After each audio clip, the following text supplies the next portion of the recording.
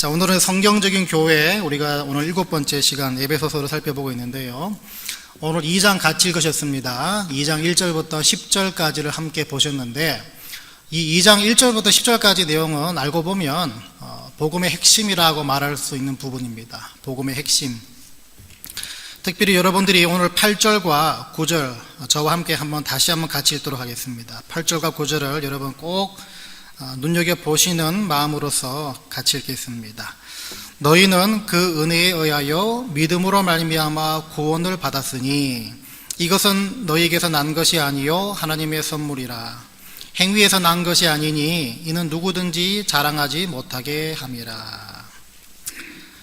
잘 아시는, 너무나 많이 들어보셨던 그 말씀입니다. 저와 여러분들이 어릴 때 부모님이 항상 하시던 말씀들 가운데 또 똑같은 말씀 또 하신다, 또 반복하신다, 또 저에게 또 하신다. 여러분, 이렇게 반응하게 만드는 부모님의 그 소리를 뭐라고 얘기합니까? 잔소리입니다.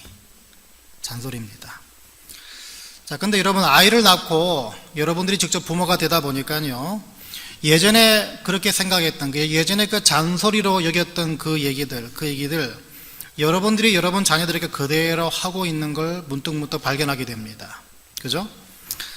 자, 근데 그러면 대부분이 그때서야 여러분들이 어릴 때 잔소리로 여겼던 부모님의 그 말씀들이 잔소리가 아니라, 흘러버린 말씀이 아니라 새겨듣고 반드시 기억해야 될 말씀이었구나, 그제서 여러분 나중에 깨닫게 됩니다. 내가 예수 믿고 내가 구원받은 것이 내 공로, 내 행위가 아니라 전적으로 하나님의 은혜다. 믿음이란 선물을 주셔가지고 나를 구원시키셨다. 오늘 이 8절과 9절처럼 이 말씀 어떻게 보면요, 우리가 수도 없이 들어왔던 말씀이고 너무나 잘 아는 말씀입니다. 아이들 하는 말로 소위 말해 귀에 딱정이가 앉을 정도로 너무나 자주 들었던 그 말씀입니다. 누가 모르겠습니까? 다 아는 얘기입니다. 너무나 분명한 얘기고 너무나 많이 들어가지고 이제는 실증나고 이제는 거들떠보지도 않아도 될 만한 그런 말씀으로 간주되는 그런 말씀이기도 합니다. 이 당시 이 바울이 편지를 받고 있던 에베소 교인들도 마찬가지 심정이었을 겁니다. 저 소리 누구나 다 아는 소리. 우리가 다른 일로 인해 구원받았느냐? 당연히 저 믿음으로 구원받은 거 누구나 다 아는 거 아니냐? 그러니까 쉽게 말해서 이 말은요, 어떻게 보면 잔소리로 치부될 만한 그런 말씀이란 것입니다. 자, 근데 여러분, 이게 잔소리가 될 수가 없는 것이, 한번 이렇게 생각해 보시기 바랍니다. 예를 들어서 여러분, 학교를 가고 있는 자녀를 둔 부모들이 계시면 그 부모들이 이 자녀들에게 주로 하는 말들이 있습니다. 예를 들어서, 얘야 지금 밤 10시다, 빨리 자라. 얘야 학교 갔다 왔으면 빨리 숙제 먼저 해라. 이 말이 아이들한테는 굉장한 잔소리로 들립니다. 근데 이게 왜 잔소리가 아닌 꼭 필요한 말씀, 왜 새겨 들어야 할 말씀, 왜 그렇게 되겠습니까? 그 이유는요, 숙제를 하지 않을 때 늦게 자서 아침에 늦게 일어나서 학교에 늦는 그 상황, 그 결과, 이것을 미리 알고 있는 부모가 하는 말이기 때문입니다.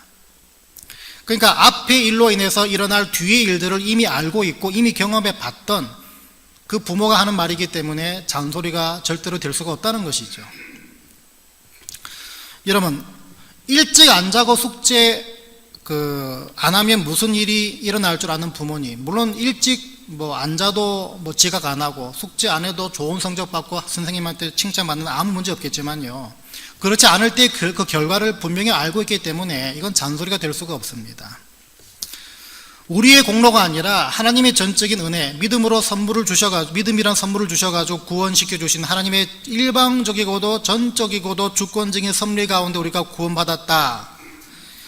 이 소리가 또 잔소리가 될 수 없는 것도 같은 이유입니다. 왜냐하면요, 복음 이전과 복음 이후 믿음을 선물로 받아가지고 예수의 그 믿음을 가지고 하나님의 자녀 되고, 또 그러지 않았을 때의 진노의 자녀, 영원한 형벌에 처할 수밖에 없는 그 결과를 아시는 분, 더군다나 그 결과를 행하시는 분이 이 말씀을 주셨기 때문에 이 말씀은 절대로 잔소리가 될 수 없다는 것입니다.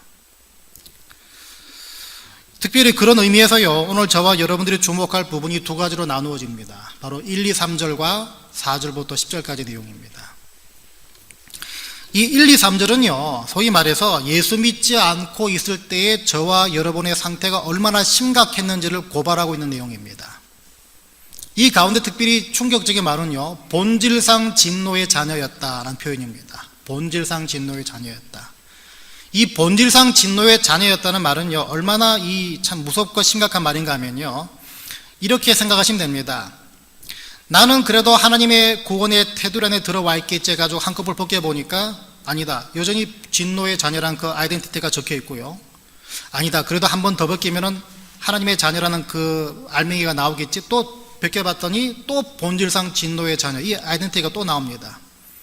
아무리 벗기고 벗겨도요, 거기에 나와 있는 것은요, 진노의 자녀, 영원한 형벌, 하나님과의 구원의 테두리에 전혀 들어가 있지 못한 상태가 계속 나오는 상태라는 것입니다. 돌이킬 수 없고요, 웬만하면 이 나아지지 않는 그런 형편에 있던 사람들이었다는 것입니다. 여러분, 이 예수 믿기 전의 상태를 1절부터 보시면 아시겠지만요, 이 본질상 진노의 자녀, 또 여기 나와 있는 표현 가운데 또 죽음이란 단어가 나옵니다. 이 죽음이란 것은요, 육적인 죽음, 사망, 그 상태도 의미하겠지만 여기서 말하는 죽음은 그보다 더 높은, 더 넓은 차원의 얘기입니다. 바로 하나님과의 완전한 단절, 하나님과의 완전한 분리를 의미하고 있습니다. 또 이게 보시면요, 허물과 죄라는 표현이 나옵니다. 허물과 죄, 이것은 본질상, 이것은 원래 같은 의미인데요, 이거는 뭡니까? 하나님께서 원래 걷도록 만드신 그 정도, 원래 올바른 길, 그 길을 벗어난 상태를 말합니다. 활을 쐈을 때 활이 관역을 향해 가야 하는데 관역을 가지 않는 상태를 말하고 있습니다. 원래 가야 되는, 원래 정상 궤도에 올라가야 되는 그 상태에서 벗어난 상태를 말하고 있다는 것입니다. 저와 여러분이 다 그런 상태로 살았던 사람들입니다.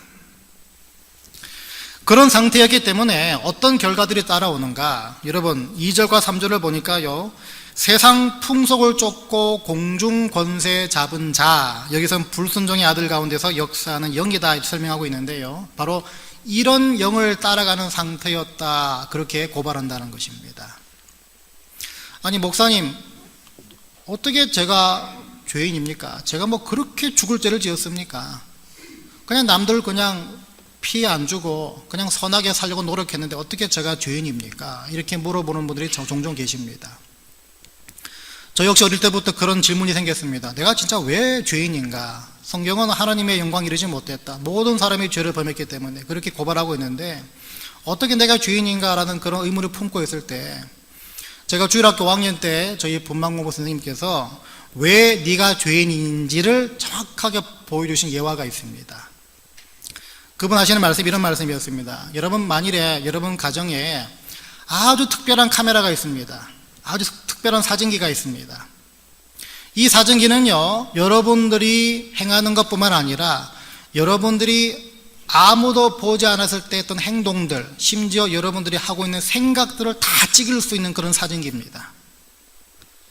그런 사진기에 찍힌 사진들을 만일에 여러분들이 전시를 한다, 사진 전시를 연다, 그러면 그 전시에 여러분들을 친지와 가족과 친구분들을 다 초대했다면 과연 누가 그 사진을 자랑스럽게 보여줄 수 있겠느냐, 그렇게 물어보셨습니다. 5학년의 어린 나이였음에도 불구하고 그 말을 딱 듣는 순간, 아, 그래, 나는 죄인이구나, 이게 딱 금방 캐치가 되더라는 것입니다. 그러니까 여러분, 날씨가 추워지면 겨울이 왔구나, 여름이면 날씨가 더워졌구나, 공부를 안 하면 성적이 안 좋구나, 모든 일에 자연적인 법칙조차도 어떻습니까? 다 원인이 있으면 결과가 있는데, 우리가 죄인이라면 어떻게 되겠습니까? 성경은 고발하지 않습니까? 죄의 삭은 사망이라고 분명히 말하고 있지 않습니까? 이게 그냥 있을 리가 없다는 것입니다. 그러니까 우리는 다 죄인일 수밖에 없다는 것이죠. 자, 그래서 이런 사람은요, 3절에서 말하는 것처럼 어떤 상태입니까? 그냥 육체의 욕심을 따라서 육체와 마음에 원하는 것을 그냥 따라가는 상태로 살게 된다는 것입니다. 쉽게 말하면 그냥 나 하고 싶은 대로, 나 마음대로 살게 된다는 것입니다. 이게 우리의 상태였습니다. 하나님 기대하시는 건 전혀 관계없이 그냥 내가 원하는 상태로 걷고 있던 삶이 바로 우리의 삶이었습니다. 자, 그런 의미에서 안 믿는 불신자분들은 참 화내실 만한 말들이겠지만, 여러분, 안 믿는 분들은 어떤 삶을 살고 있습니까? 그냥 죽기 위해 살고 있는 것입니다. 그런데요, 더 비참한 것은 말도 못할 정도로 비참한 것은요, 어느 교회에서나 육체의 욕심을 따라 사는 성도분들, 육체의 욕심을 따라 자기 마음대로 하고 싶은 대로 살고 있는 지도자들, 목회자들, 교인분들 분명히 있다는 것입니다. 왜 그런가 하면요, 이 말씀을 지금 바울이 누구한테 들려주고 있습니까? 안 믿는 불신자분들한테 들려주는 것이 아니라 에베소 교회 성도, 에베소 교회 교인들한테 지금 이 말을 들려주고 있습니다. 이 말을 듣고 있는 사람들은요, 다 예수 믿는 사람들이었고 핍박 가운데 환난 가운데 그래도 믿음을 지키려고 우리보다 엄청 더 열심히 살던 사람들이었음에도 불구하고 지금 이 말을 듣고 있습니다. 무슨 말이겠습니까? 너희들 가운데에도 여전히 너희 육체의 욕심을 따라서 하나님의 뜻과는 정반대로 너희 마음 내키는 대로 사는 사람들, 그러니까 예수 믿기 전에 사람 상태인 것처럼 사는 사람들이 있다는 것입니다. 이게 얼마나 비참하냐는 것입니다. 하지만 이게 1, 2, 3절까지만 그냥 끝났으면 우리는 그냥 푹푹 한숨만 쉬고 앉아 있겠는데, 참 감사하게도 바울은요 4절부터 10절까지 말씀을 덧붙였습니다. 그 말이 뭐겠습니까? 그런 삶을 살고 있는 성도라고 하지만 하나님의 기대와는 전혀 어긋난 그런 삶을 살고 있는 상태라고 하지만 그럼에도 불구하고 하나님은 너희들에게 기대하시고 너희들에게 요구하시는 것이 있다는 것입니다. 그게 뭐겠습니까? 바로 그 말씀이 오늘 10절에 나와 있습니다. 10절에 보시면요, 그리스도 예수 안에서 선한 일을 위하여 지으심을 받은 자니 이 일은 하나님이 전에 예비하사 우리로 그 가운데서 행하게 하려 하심이니라, 이런 말을 하십니다. 이 말이 뭐겠습니까? 하나님이 나를 구원시키시고 하나님이 나를 자녀 삼으신 그 목적은 바로 이 선한 일, 착한 행실을 하기 위함이었다는 것입니다. 믿음이라는 자리에서 그냥 머무는 것이 아니라 내가 구원받았냐 구원받지 않았느냐, 내 죄 문제가 해결됐느냐 되지 않았느냐, 아직까지 그런 논쟁, 아직까지 그런 불신과 의심 가운데 쌓여 있는 자리에 머물지 말고, 제가 지난주에 말씀드린 것처럼 이제는 믿음이라는 자리, 죄의 문제가 해결됐느냐 안 됐느냐 그 자리를 뛰어넘어서 섬기는 차원까지 나아가십시오 말씀드리지 않았습니까? 바울이 똑같은 의미에서요, 지금 그게 아니다, 믿음이라는 자리는 이미 너희들을 뛰어넘었다, 1, 2, 3절에 그런 상태였지만은 지금 하나님께서 요구하시는 것은요, 구원받은 자녀로서 그걸 더 뛰어넘어서 어떻습니까? 이제는 선한 일, 착한 행실, 이것을 하라는 것입니다. 하나님께서 저와 여러분들을 자녀 삼으신 목적은요, 구원시켜 주시긴 목적은 바로 이겁니다. 선한 일을 여러분들로 하여금 행하게 하기 위함이란 것입니다. 근데 여러분, 여기서 선한 일이 뭐겠습니까? 착한 행실이 뭐겠습니까? 두 가지만 기억하시기 바랍니다. 첫 번째는 이 선한 일, 착한 행실은요, 그저 우리가 소위 쉽게 생각하는 어떤 도덕적이고 윤리적인 그 행함, 그것보다 더 뛰어넘는 수준이라는 것입니다. 두 번째는요, 이 선한 일, 선한 행실은요, 구원받기 위한 조건이 아니라 구원받은 자의 행함의 결과라는 것입니다. 여러분, 쉽게 말하면요, 기도 많이 하고 말씀 많이 알고 예배 꼬박꼬박 참석하고 헌금 잘하고 교회에서 열심히 충성하고 헌신하고 봉사하는 것 선한 일이 될 수 있겠지만 그게 전부가 아니라는 것입니다. 그것이 여기서 말하는 선한 일 전부가 아니라는 것입니다. 왜냐하면요, 기도 많이 하고 말씀 많이 하고 이거는요, 어떻습니까? 바리새인들도 다 했던 것입니다. 하나님께서 저와 여러분들의 기대하시는 여기서 말하는 선한 일, 착한 행실은요, 일상의 삶 속에서 여러분들의 행함과 여러분들의 언어 행실을 통해서 하나님 얼굴에 먹칠하지 않는 것, 그거 다 포함하겠지만 특별히 여러분들을 통해서 오히려 많은 사람들이 하나님의 이름을 높이는 그 결과를 만들어내는 여러분들의 행실을 말하고 있다는 것입니다. 나를 통해서 하나님과 세상을 연결시켜주는 그 다리 역할을 해주는 그 다리의 결과를 만들어내는 모든 행실을 말하고 있는 것이 바로 여기서 말하는 착한 행실, 선한 일이란 것입니다. 자, 그래서 여러분들이 마치 주님을 섬기듯이 여러분 배우자들을 섬기고 가족들을 섬기고, 여러분들이 마치 주님을 모시듯이 누구에게 라이드를 해준다든지, 여러분들이 주님을 섬기듯이 손님들을 대하고 환자를 대하는 것.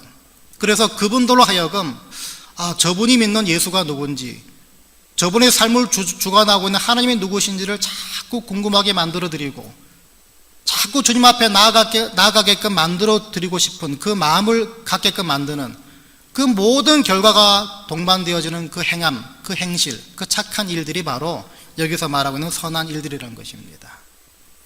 그래서 여러분들의 모습을 보고 많은 사람들이 저 사람 확 바뀌었네, 저 사람 예수 믿더니 뭔가 달라졌네, 우리 남편이 뭔가 달라졌네, 이런 말을 듣고 있다면 여러분들은 지금 여기서 말하고 있는 선한 일을 열심히 행하고 있는 과정 중이라는 것입니다.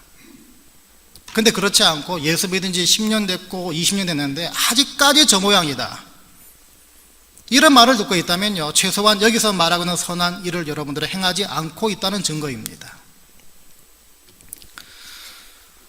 현대교회에서는요, 이런 선한 일을, 현대교회 성도들이 갖고 있는 맹점이 있는데요, 이런 선한 일을 요즘 현대교회 성도들은 교회 안에서만 행하려고 합니다. 근데 여러분, 교회 안에서 거룩하지 않은 분 누가 계십니까? 교회 안에서 거룩하지 않은 모습으로 예배 드리는 분 누가 있습니까? 다 거룩한 모습으로, 다 착한 행실로, 다 헌신하고 다 충성하십니다. 하나님께서 지금 오늘 우리에게 요구하시는 선한 일은요, 이 예배당에서 뿐만이 아니라 저 예배당 문을 나서는 그 순간부터 많은 다른 사람들이 행해지는 모든 선한 일들을 다 포함하고 있습니다. 그래서 여러분, 마태복음 5장 16절에서도 예수님께서는 말씀하셨습니다. 이같이 너희 빛이 사람 앞에 비치게 하여 그들로 너희 착한 행실을 보고 하늘에 계신 너희 아버지께 영광을 돌리게 하라. 사람 앞에 비치게 하라 그러시는데 사람이 이 대상이 누굽니까? 예수 믿는 사람들만 국한됩니까? 아니라는 것입니다. 예수 믿지 않은 사람들, 그 당시 심지어 대제사장, 종교 지도자들 다 똑같습니다. 모든 사람들 앞에 하나님의 빛을 비추기 위해서 그 사람들이 하나님 앞에 영광 올려드리게 해라. 너희들이 그런 선한 일을 통해서 그렇게 만들라는 것입니다. 심지어 많은 교회들이 모델로 삼고 있는 초대교회, 예루살렘 교회 성도들이 어떤 모습을 살았는가? 여러분, 사도행전 2장 보시면 이런 말씀이 나옵니다. 그들이 사도의 가르침을 받아 서로 교제하고 떡을 떼며 오로지 기도하기를 힘쓰니라. 사람마다 두려워하는데 사도들로 말미암아 기사와 표적이 많이 나타나니 믿는 사람이 다 함께 있어 모든 물건을 서로 통용하고 또 재산과 소유를 팔아 각 사람의 필요를 따라 나눠주며 날마다 마음을 같이하여 성전에 모이기를 힘쓰고 집에서 떡을 떼며 기쁨과 순전한 마음으로 음식을 먹고 하나님을 찬미하며, 그 다음 무슨 말이 나오냐 보니까 또 온 백성에게 칭송을 받으니 주께서 구원받는 사람을 날마다 더하게 하시니라. 아멘. 이 모습들, 이 열매들, 이 결과들이 바로 우리가 사는 이 현대사회 속에서 활발하게 일어나야 된다는 것입니다. 어떻게 해요? 우리의 착한 행실, 선한 일을 행함을 통해서 많은 사람들이 우리를 칭송해서 하나님이 그 사람들로 하여금 구원받는 무리의 수를 더해가는 그 결과들, 그 열매들 우리가 봐야 한다는 것입니다. 내가 정말 이런 일을 할 수 있을까? 내가 정말 이런 일을 위해서 부름받은 사람 맞나? 이렇게 물어보시는 분들, 여러분 자신을 과소평가하지 마시기 바랍니다. 여러분은 다 어떤 상태로 지금 살고 있나 보니까요, 여러분들은 바로 여기 나와 있는 말씀처럼 이 일은 하나님이 전에 예비하사 우리로 그 가운데서 행하게 하려 하심이니라. 이 말씀 여러분 기억하십시오. 여러분들이 내가 그렇게 살 수 있나라고 반문하는 그 시간에 하나님은 이미 여러분 가운데 그렇게 행할 수 있는 마음을 벌써 심어 놓으셨다는 것입니다. 그래서 몇 주 전에 말씀드린 것처럼 빌립보서 2장 13절을 보시면 거기서 뭐라고 뒷받침하고 있습니까? 너희 안에서 행하시는 이는 하나님이시니 자기의 기쁘신 뜻을 위하여 너희에게 소원을 두고 행하게 하신다. 이 말씀을 하셨습니다. 내가 그렇게 살기보다 하나님이 그렇게 내가 그렇게 살기를 더 원하신다는 것입니다. 오죽했으면 그 소원을 내 안에 심어 놓으셔서 나를 하여금 그렇게 행하게 하시겠습니까? 그러니까 여러분, 내가 선한 일, 나를 통해서 어떻게 많은 사람들이 하나님을 보게 만들 것인가, 이런 의문, 이런 질문 아예 접어 놓으십시오. 하나님이 그렇게 하도록 살도록 만들어 놓으셨다는 것입니다. 그래서 교회는요, 바로 이 선한 일을 위해 쓰임받는 사람들이 모인 곳입니다. 그래서 이 교회는요, 이런 목적을 갖고 살아가는 것, 이런 목적을 알고 살아가는 것을 바로 이 8절과 9절 같은 뻔한 잔소리 같은 이 잔소리를 통해서 계속 기억하고 계속 권면하고 계속 격려하고 그렇게 살 수 있게 만드는 곳이 바로 교회라는 것입니다. 교회는요, 바로 이런 복음이, 잔소리 같은 복음이 바로 여러분들에게 매 순간마다 선포되는 곳이 되어야 합니다. 잔소리같이 들릴지라도 여러분, 그 잔소리가 잔소리 듣지 마시고 오히려 내가 그렇게 살지 못했음에 대해서 다시 들어야 될 말씀으로 항상 여러분 받으시길 바랍니다. 제 친구 목사 중에요, 교회를 개척을 하다시피 시작을 해서 교회를 목회를 하고 있는 친구가 있었습니다. 근데 그 친구가 하루는 전화가 왔습니다. 전화 와서 하는 말이 무슨 말인가 들어보니까 자꾸 한계에 부딪혀가지고 목회를 못하겠다는 것입니다. 자꾸 한계에 부딪혀가지고. 무슨 한계인가 들어보니까 이런 말을 합니다. 그 교회 개척할 때 그 개척 멤버분이 한 분 계시는데, 그 장로님 한 분이 계시는데, 이 장로님이 사실이 아닌 일 때문에 오해를 받아가지고 본의 아니게 그 지역에 안 좋은 소문이 났다는 것입니다. 그 장로님에 대한 안 좋은 소문이 나는 바람에, 그래서 그 지역에 있는 어떤 그 불신자분들이라든지 그곳으로 새로 이주하시는 분들을 그 소문을 듣고 그 교회를 안 온다는 것입니다. 그러니까 교회를 시작해서 지금 목회한 지가 몇 년 돼 가는데도 그 소문이 그런 사실이 아닌 소문 때문에 사람들이 안 오다 보니까 맨날 그 자리라는 것입니다. 그러니까 자꾸 한계에 부딪혀가지고 목회를 접을까, 다른 사역지로 옮길까, 그렇게 생각하고 있다는 것입니다. 그 얘기를 듣고요, 제가 그 친구 목사한테 그런 말을 해줬습니다. 이봐, 아무개 목사, 교회를 키워보겠다는 것도 네 욕심일 수 있다. 그냥 하나님께서 붙여주신 지체들을 그냥 충성스럽게 섬겨라. 어떻게 제 입에서 그런 말이 나왔는지 저도 막 감동을 하고 감격을 하고요. 이거는 하나님 은혜다. 제가 이런 말을 드리는 이유는요, 목회자는 목회자대로, 성도분들은 성도분대로 각자가 내리는 그 선한 일의 기준, 하나님이 이렇게 하면 기뻐하시겠지, 하나님 저렇게 하면 기뻐하시겠지, 이런 이 정의를 너무나 이상하게 너무 자기 주관적으로 내리기 때문입니다. 여러분 잘 생각해 보십시오. 값없이 은혜로 여러분들을 구원시켜 주셨을 때 예수님의 그 구원의 과정들을 눈여겨 한번 자세히 들여다보십시오. 그 구원의 과정들, 그 구원의 열매와 결과들 안에 무엇이 들어가 있습니까? 다른 것이 들어간 것이 아니라 예수 그리스도의 낮아지심이 그 과정에 다 깔려 있습니다.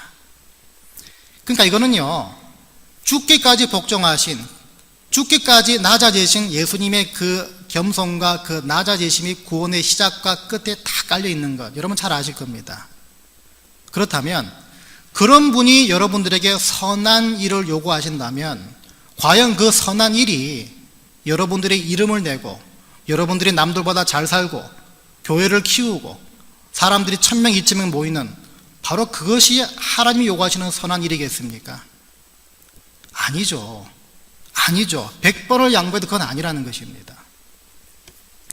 우리가 예수 믿는 이유는요, 물론 구원받기 위함이라 말할 수 있겠지만 하나님이 저와 여러분에게 그 구원 이후에 기대하시는 그것은요, 그 이유는 바로 각자의 자리, 각자가 처한 위치와 상황 속에서 선한 일을 하게 하셔서 이 선한 일의 그 파운데이션 밑에 뭐가 깔려 있습니까? 바로 낮아짐과 겸손입니다. 바로 그것을 통해서 다른 사람들이 저와 여러분을 통해 예수 그리스도를 만나게 하기 위함이 바로 우리를 구원시켜 주신 목적입니다.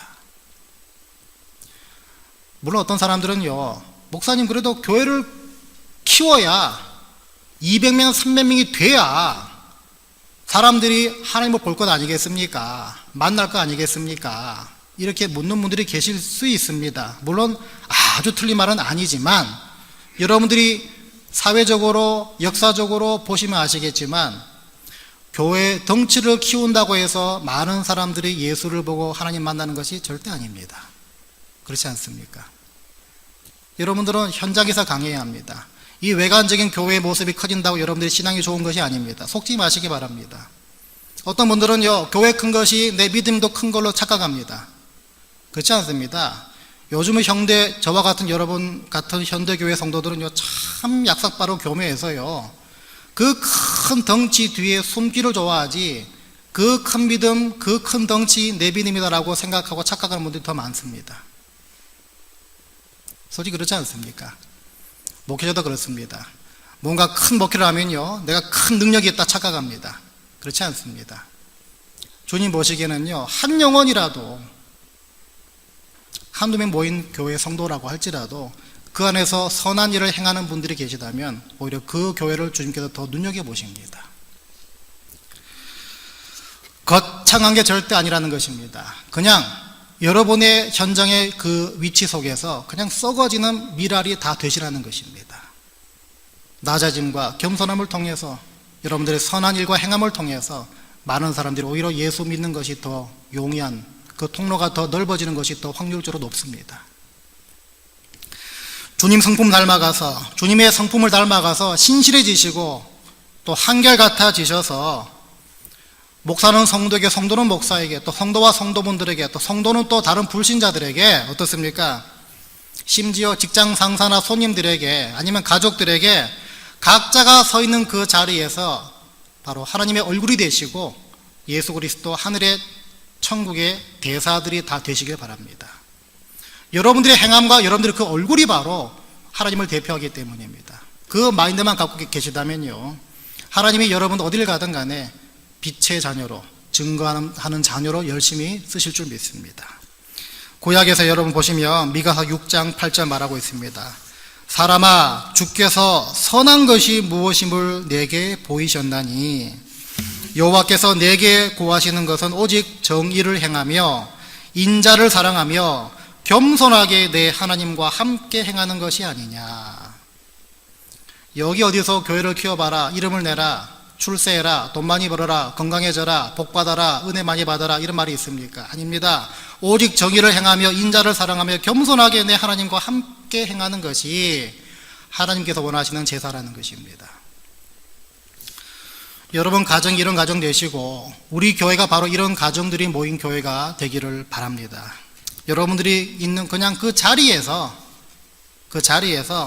주의 이름으로 선한 일, 주님이 기뻐하시는 지금 나의 판단, 생각, 언어, 행함이 무엇인지를 그 순간순간마다 날마다 골똘히 생각해 보시길 바랍니다. 그 행함, 그 생각함 이후에 답이 없으면 말하지도 마시고 행하지도 마시기 바랍니다. 우리가 주님의 디렉션 없이는 늘 말하는 거, 늘 행하는 거 다 죄뿐이기 때문입니다. 복음 이후의 삶이 바로 이렇게 내가 서 있는 자리에서 나의 모든 행함을 통해서 복음의 능력, 또 주님의 빛을 증거하는 삶이란 것을 매일매일 순간순간 자각하시길 바랍니다. 그래서 주님께서 오늘 8절과 9절처럼 값없이 건져주신 목적과 그 이유, 여러분 그 행함을 통해서 친히 증거하시길 바랍니다. 이번 한 주간 어디를 가든지 바로 이 말씀 기억하시면서 여러분 선한 일, 착한 행실을 통해서 하나님을 드러낼 수 있는 귀한 도구로 쓰임받게 되시기를 주의 이름으로 간절히 축원드립니다.